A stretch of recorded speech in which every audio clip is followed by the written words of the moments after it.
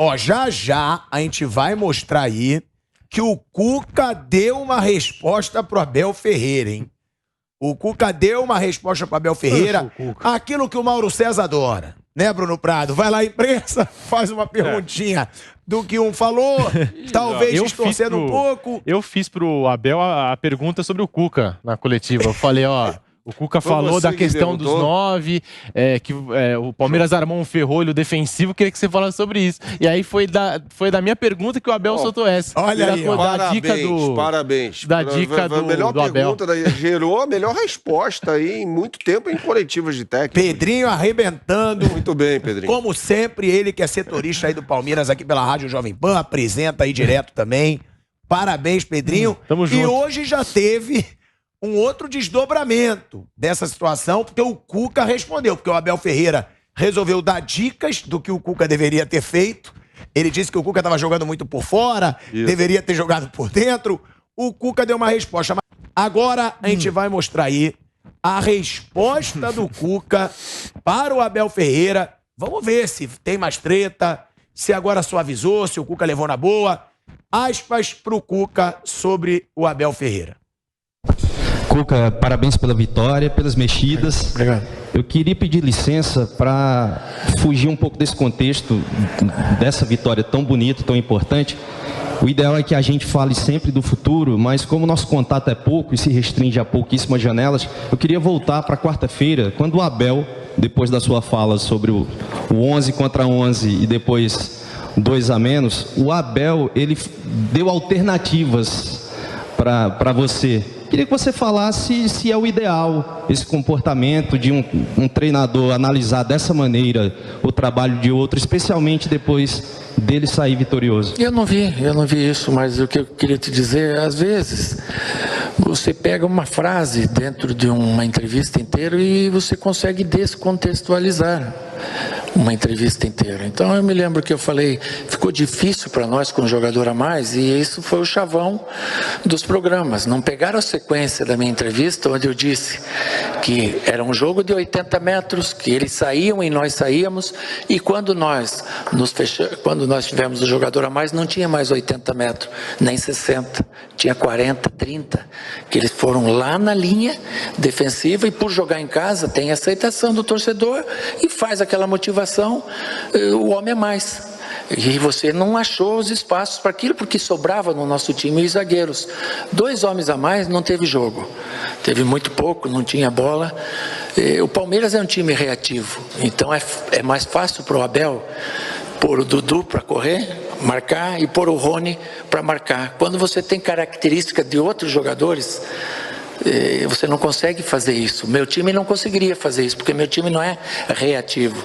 O meu time é proativo, ele propõe o jogo, coisa que geralmente o Palmeiras não faz. O Palmeiras, ele tem a bola longa, ele tem a marcação individualizada e joga no teu erro após a roubada de bola. Não tem um jogo saindo, jogando. Agora, quando você está vencendo, né, tudo que você faz é perfeito, é bonito, é maravilhoso. Se você sai pro vestiário escutar música na hora dos pênaltis e ganha, pô, vira moda. E se perdesse? Quando você cai 6 vezes no mesmo canto e ganha, pô, é legal. Você lembra o Muralha, que caiu 6 vezes e perdeu? O que aconteceu? Quando você tem 2 jogadores expulsos, não passa nada, porque a cabeça é fria. Mas não foram cabeça fria, podia ter quebrado um jogador expulso. Se a derrota vem para eles nesse jogo, vocês estavam cobrando as 2 expulsões, as 6 caídas do goleiro no mesmo canto, o treinador que não ficou para os pênaltis, etc e tal. Mas quando se ganha, tudo é perfeito. Parabéns pro Abel, parabéns pro Palmeiras, boa sorte. Cuca, eu queria que você falasse... Pronto, falei. Olha aí, ó. Tava tudo bonitinho. Eu tava achando até bom. Eu falei, pô, o Cuca respondeu numa boa. Aí no final, é o que o Vamp fala. Quando você fala muito, no final, você escorrega. Aí no final ele deu porrada no Abel. Uma coisa ele falou que é verdade. Ele falou não só do Abel, mas também imprensa, torcida. O que ele falou é verdade. Assim, se a história é contada pelo ângulo de quem ganha. Isso é verdade. Porque nós falamos, e é verdade, que o time do Palmeiras é um time que não se abala, é um time que... Mas realmente teve 2 jogadores expulsos. Isso é um fato, né? Se perde, eu falo, o Palmeiras se descontrolou. 2 caras foram com o pé no alto e foram expulsos. Realmente o Abel foi pro vestiário na hora dos pés, que o Abel é um cara que já ganhou muito, como sempre. De novo, a vitória vem inserida. Se é um cara, sei lá, o Vitor Pereira, que hoje não tá com a mesma moral. Se ele vai pro vestiário e na hora do pênalti me perde, vamos contestar. Como é que o líder não fica no campo na hora do pênalti? E também é verdade que o Everton foi no mesmo canto 6 vezes. Com ele citou Muralha. Mas e o Everton pegou. não é um grande pegador de pênalti. Não. Nenhum dos dois. Não. Nem o Everson. Então, isso é verdade. Assim, ele deu uma resposta pro Abel. Ele quis falar do Abel, ele ficou chateado com o que o Abel falou. Mas nesse ponto aí, falando de imprensa, de torcida, uma coisa que o Cuca fala é verdade. A história é contada a partir do ângulo de quem ganhou. Né? Se o resultado fosse outro, se o 6º pênalti do Palmeiras não entra e do Atlético entra, a história seria contada de outra maneira. Tem uma coisa interessante aí que o Cuca falou, que diz respeito a ser um time reativo, né? O Palmeiras tem a 8ª posse de bola dentre as 32 equipes que disputaram a fase E eu não falei isso, é importante. Acho que isso é uma coisa passada. Hoje o Palmeiras não é só um time reativo. Exatamente, ele é mais reativo do que o Atlético, mas não é um time reativo. O Atlético tem a 5ª posse de bola dentre as 32 equipes que começaram a competição da fase de grupos em diante, né? O Palmeiras tem a 8ª. Não é uma diferença tão grande assim. E no Campeonato Brasileiro, o Atlético é o primeiro, o Palmeiras é o 5º. Não é um time reativo, ele pode ser mais reativo do que o Atlético Mineiro. Mas essa é uma coisa que eu acho que está lá atrás também. Eu assisti, eu trabalhei uma vez num jogo que o Flamengo fez 4 ou 5-0 no Del Valle, lá no Maracanã. 4-0. 4, né? O Domi era o técnico. O Del Valle fez um jogo que foi uma das coisas mais irritantes que eu vi na minha vida e com 1000% de posse de bola. O jogo estava 0-0, tomou 1, 2, 3, 4, jogando da mesma forma. O goleiro sai jogando para os zagueiros, lá para o Pelerano, que aí passa, enfim, a organizar o time. Então dá 1000% de posse de bola e tomando goleada. Agora é o seguinte, o Cuca falou algumas coisas aí também de cabeça quente, falou uma série de coisas corretas. Essas perguntas realmente, às vezes, elas descontextualizam muitas declarações de técnicos, como aconteceu recentemente na história do Abel e do Rogério Ceni. Mas, nesse jogo, o Cuca cometeu um erro grave. Até falei isso lá na transmissão. Quando o Palmeiras perde o primeiro jogador expulso e vai para o intervalo, na volta, o Cuca não precisaria ter mantido os 2 volantes. Já poderia ter retornado com o Nacho. Exato. Melhoraria a criação do time. Porque ele demorou para fazer no primeiro jogo também. Exatamente. Que o Palmeiras ficou num 4-4-1. O Palmeiras, no 4-4-1, era o Palmeiras contra o Chelsea. A mesma coisa. Um atacante espetado na frente para tentar uma saída rápida, o Rony jogando praticamente como um lateral direito e todo mundo marcando do meio campo e as 2 linhas compactas. Esse era o modelo. E quando perdeu o segundo jogador aos 30 do segundo tempo, mais ainda. Então, veja, o Cuca errou ali, ele demorou para reagir. Então, essa resposta ele também não deu. E o Cuca é um cara bom para se perguntar sobre isso, porque o Cuca fala de tática de jogo. Ele não se exime de responsabilidade.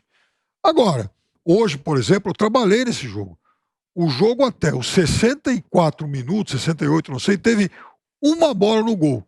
Isso aí juntando os 2 times, ou seja, nenhum dos 2 ataques funcionou. O Atlético jogou melhor a partir do momento em que aí ele trocou, inclusive tirou o Hulk. O Palmeiras terminou com mais finalizações do que o Atlético. Né? Exato, aí eu queria chegar. Tudo bem, teve posse de bola inferior, mas teve 13 finalizações contra 11 do Atlético Mineiro, ou seja, o Palmeiras jogando boa com a bola, mas não sabe o que fazer com ela.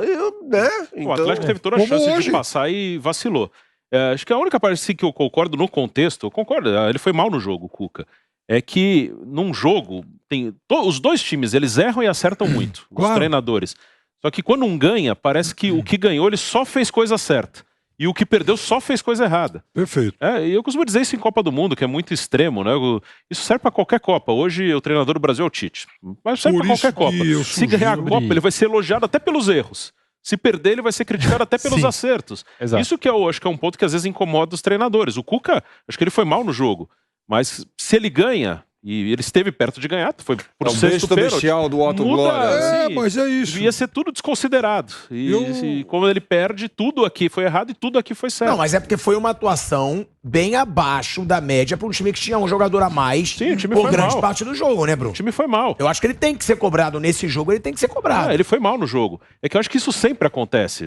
Por exemplo, a gente falou do Renato. Eu não acho o Renato um grande técnico, jamais contrataria o Renato pro meu time. Mas se o escorregão fosse do Zé Rafael e não do Andréas, ele seria o substituto do Tite depois da Copa, muito provavelmente. Mais do que isso, Bruno, se o Flamengo fizesse os 3 gols claros que perdeu... Sim. E do outro lado, o Abel provavelmente, se não ganha o Paulista seguinte, era capaz de cair. E aí eu não estou nem dizendo se um acerto, eu estou dizendo que há um exagero sempre. Sempre que tem um grande jogo, o vencedor parece que ele é perfeito e o perdedor parece que é uma porcaria. O que mais me incomoda é a falta de convicção dos dirigentes na hora de contratar um técnico. E veja o Atlético, já que a gente está citando o Galo aqui, quando vai atrás de um técnico, ele vai atrás de Carlos Carvalhal, Jorge Jesus. Ele foi atrás de um estrangeiro, qualquer um. Aí vai Turco Mohamed, vem pra cá. Sim, qualquer estrangeiro que tivesse, ele contrataria. Sem fazer ideia de qual era o estilo de jogo do Turco Mohamed. Não é isso? Foi atrás de Miguel Ángel Ramírez. O Palmeiras chegou a pegar avião, tinha diretor que pegou bater avião. Aqui, sorte que não veio. Exato, então não existe uma convicção. Eu vou atrás. Bom, meu plano A é esse cara aqui. Quem é o mais parecido? Se eu não conseguir, quem é o que pratica ou é entusiasta do mesmo tipo de jogo aqui? O Flamengo, quando perdeu o Jorge Jesus, foi atrás do Domi. Sim. Não somente do Domi, contratou o Domi, é completamente diferente. E também seria um estrangeiro, seja lá quem fosse. Seria um estrangeiro, tinha que ser um estrangeiro. Mas quem é? Vem cá. Por isso que eu acho falta a boa parte dos clubes de futebol no Brasil, o diretor técnico de futebol. Que é o cara que vai fazer ali uma avaliação do elenco, vai falar, o meu caro presidente, com esse elenco aqui, o técnico que se adequa é fulano de tal. É o Klopp. Mas o Klopp eu não consigo contratar. Não, tudo bem. Então tem um cara muito parecido com o Klopp, que tá ali em Portugal, que é esse aqui. Ele recusou. Tá bom. Plano C é esse cara aqui, tá na Grécia. É igualzinho. Ele gosta do que faz o Klopp. Não tem isso. Aí consegue contratar o cara e o cara vai bem pra caramba. Não tem isso. Não tem isso. Então a diretoria vai atrás do Miguel Ramírez e acaba com o Abel Ferreira. Não, o Santos saiu de mas deu certo com o Abel Ferreira. E foi pra Carille. Exato. Diniz pra temporada passada. O Internacional, quando caiu em 2016, teve 4 técnicos. Foi. Falcão, o Lisca trabalhou. Lisca, Celso Roth e Argel, cara. O que tem a ver? Vai cair. Vai cair, porque não tem nada a ver. O Cruzeiro, quando caiu, Mano, Rogério Ceni, Abel e Adilson. Aqui o diretor de futebol profissional, ele é um contratador. Ele não é um cara que avalia futebol. Ele é um contratador. Porque o cara não entende de futebol, como deve entender do campo, né? Sim, ele é um contratador. Ele é um cara... O sucesso desse diretor, desse gestor contratou um monte de gente. Deu certo, esse foi bom. Aí contratou, deu errado, foi ruim. Não é um cara que avalia o elenco, o que se encaixa pra gente. Ele é um contratador. E quem decide é o político, que aí não entende nada mesmo. Aí o político decide pela política. Se o meu conselheiro quer esse, eu vou trazer esse. Meu conselheiro não quer mais o técnico. Eu vou perder o apoio dele, eu vou tirar. É isso, é o político. O cara decide isso fazendo churrasco no clube com o diretor de bote. Né? É assim que funciona. E tem duas coisas que deviam ser regra para técnico. Uma, se ele vai contratar o técnico início de ano, início de trabalho, aquele é o técnico para formar o elenco. Se ele vai contratar um técnico em meio de temporada, por alguma substituição, qualquer coisa que seja, ele tem que buscar um cara que se adeque àquele elenco que já está lá. Porque em junho, julho, agosto, ele não vai conseguir trocar o elenco inteiro. Aí você pega, por exemplo, as coisas aparentemente inexplicáveis. Como é que o Cacique Medina dava certo lá no Tadjeres, quando fez uma campanha histórica e leva o Vélez a uma semifinal de Copa Libertadores e não dá certo no Inter, que perde para o Melgar? Ora, é óbvio que ele não era o cara adequado para aquele tipo de elenco que o Internacional tinha. É isso. Então, aí é o diretor que errou. Não é o técnico e nem um grupo jogador. Exato. É por isso também que eu sugiro a todo mundo que trabalha com esporte coletivo assistir várias vezes na vida o filme Match Point. A bola bate na fita e sobe. Você não sabe para que lado ela vai cair. Mas, dependendo do lado onde ela cai, vai fazer toda a diferença na vida dos caras e do clube. Falou bonito. Agora falou bonito. Você concordou comigo? Valeu. Fala, Pedrinho. Sobre as declarações aí de Cuca, Abel Ferreira, porque foi na minha pergunta que gerou aquela resposta do Abel e agora gerou essa declaração do Cuca. Eu fiz 2 perguntas, né? Porque tinha o Everton e tinha o Abel. E o Everton, enfim, pegou pênalti, foi decisivo e tal. E aí você sabe, Pilhado, Piperno, Bernardo, Bruno, por mais que a gente exerça outras funções na área do jornalismo, a gente nunca perde a veia de repórter, porque a gente sempre segue apurando informação, conversando com fontes e tal. E acho que todo mundo aqui já participou de alguma entrevista coletiva no futebol. Você sabe que às vezes você faz a pergunta ali de maneira rápida, né? 15 segundos. E aí, Abel, o Cuca falou isso, o que é que você acha? E às vezes pega, né, o técnico ou o entrevistado ali, de certa forma, né, ele não tem muito tempo para poder pensar naquilo que você perguntou e acaba escorregando. A gente já fez isso pelo menos uma vez na nossa carreira, certamente, né? Fazer a pergunta bem rápido e aí o cara não tem muito tempo de pensar. Eu fiz uma pergunta pro Everton, eu fiz uma pergunta pro Abel, o Abel ouviu a minha pergunta, deixou o Everton responder, e ele tem lá um caderninho, ele fica lá anotando um monte de coisa e tal, e só depois que o Everton me deu uma resposta de 2, 3 minutos, aí que ele foi dar aquela declaração sobre o Cuca. Então ele teve muito tempo para poder pensar na resposta, e ele quis responder aquilo, quis falar aquilo pro Cuca. Ele quis deixar o recado, deixou. E o Cuca tava falando tudo bonitinho. No final, chutou o balde. Nem vi a entrevista. Falou que o Everton foi tudo no mesmo lado. Falou que o Abel desceu, se tivesse perdido ia ser criticado porque não viu a disputa por pênalti. Realmente ia. Realmente ia. Se soubessem que o Abel não viu a disputa por pênalti e perdeu, ia ter gente falando, cornetando.